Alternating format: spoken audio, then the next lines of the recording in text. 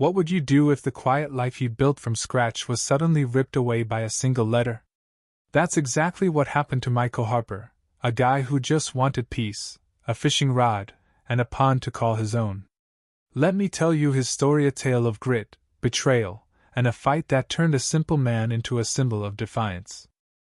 Michael wasn't chasing fame or fortune. After years grinding away as an engineer, managing high-stakes projects in a cutthroat corporate world, he was done with the chaos. He craved simplicity, so he left the city behind and settled in a sleepy suburban town, where an old, overgrown farm became his sanctuary. At the heart of it was Willow Pond, a neglected gem choked with duckweed and moss. To Michael, it wasn't just water, it was freedom, a place to unplug, to breathe, to find himself again. He rolled up his sleeves, cleared the weeds, rebuilt a rickety wooden bridge to a tiny island in the pond's center, and laid stone paths through a garden he planted himself. It was his retreat, his slice of paradise.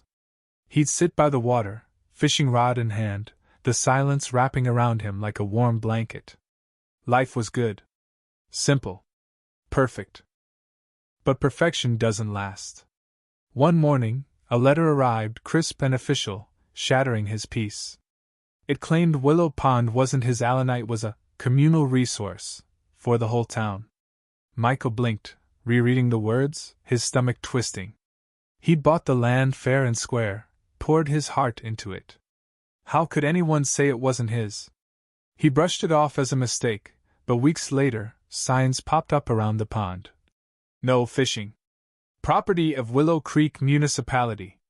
A fence went up overnight, and a fine landed in his mailbox for ecosystem violations. Michael was floored. He called the town office, only to learn the pond and surrounding land were technically municipal property, tied to some ancient agreement he'd never heard of. The local council was cracking down, and they weren't messing around. At first, Michael tried to play nice. He ignored the letters, kept fishing, hoping it'd blow over. But the signs multiplied, the fines piled up, and one day, he came home to find a lock on the gate to his own pond. That was it. This wasn't just about fishing Anna Marie, it was about his right to the life he'd built. Michael wasn't a fighter by nature, but something in him snapped. He wasn't going to let bureaucrats and their vague, communal rights steal his sanctuary. He hired a lawyer, D. Carter, a no-nonsense guy with a knack for cutting through red tape. D. dug into the town's records and found a bombshell, a century-old deed stating Willow Pond was part of a shared irrigation system, with rights held by the town for community benefit. Michael's heart sank. He pored over every document when he bought the place. How had this slipped through? D. warned him the town's claim might hold water, but Michael wasn't ready to surrender. He hit the town archives himself, spending hours flipping through dusty files. There, in a faded 1900s map, he found the truth. The pond was indeed a shared resource, but the clause was vague, outdated, and barely enforced. It felt like a loophole, one the town was exploiting for reasons Michael couldn't yet grasp. The deeper he dug, the murkier it got. He started talking to neighbors, and one, an old-timer named Henry Walsh, spilled the beans. Decades ago, the pond's water rights were part of a deal to support local farms, but as the town grew and farms vanished, the agreement faded into obscurity. Now, it was being dredged up, and Michael had a sinking feeling it wasn't about community welfare. His suspicions were confirmed when he met with a town official, Stephen Grant, a slick bureaucrat with a fake smile. Grant let slip that the pond was tied to development plans. For the area, big plans involve VYing investors and a shiny new neighborhood. Michael's blood ran cold. This wasn't about fishing or old deeds. It was about money, power, and kicking him off his land. Furious, Michael teamed up with Sarah Nguyen, a retired investigative reporter who'd seen her share of corruption. Sarah smelled a rat and dove in, uncovering a web of shady deals. The town wasn't just enforcing old rules, they were in bed with Evergreen Holdings, a massive development company quietly buying up land around Willow Pond. Evergreen wasn't some small-time outfit. It was backed by wealthy players with deep pockets and deeper influence. They'd been greasing palms, bending zoning laws, and strong-arming residents to clear the way for a luxury estate project.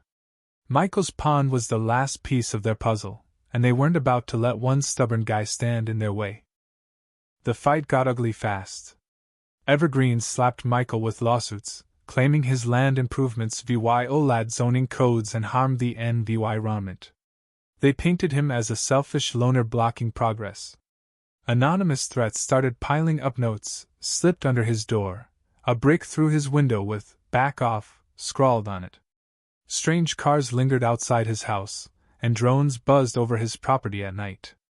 Michael felt the walls closing in, but Sarah kept him grounded. "They're scared," she said.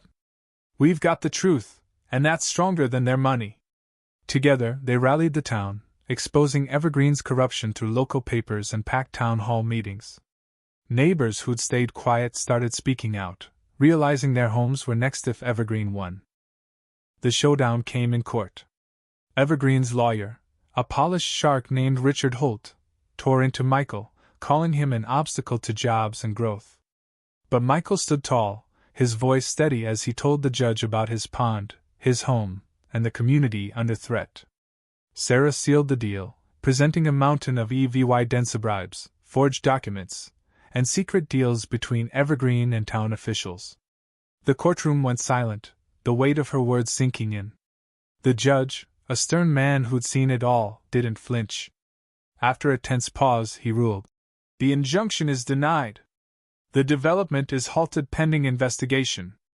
The room erupted, but Michael just stood there, his heart pounding. It wasn't over, but it was a big one. Evergreen didn't quit. They filed appeals, ramped up their smear campaign, and doubled down on threats. But Michael was different now. He wasn't just fighting for his pond, he was fighting for everyone who'd been pushed around by power and greed. His neighbors rallied, environmental groups joined in, and the story spread, turning Michael into an unlikely hero. The truth was out, and no amount of money could bury it. Every threat, every lawsuit only made him dig in harder. He'd started this for peace, but he'd found something bigger: purpose. The battle for Willow Pond rages on. Evergreen's still out there, plotting their next move, and the town's still dead. But Michael's not alone anymore. He's got a community, a cause, and a fire in his gut that won't quit. So, what do you think? Is one man's fight for his land worth taking on a corporate giant? Or is Michael Harper just a fool standing in the way of progress? One thing's for sure: this story's far from over, and it's one hell of a ride.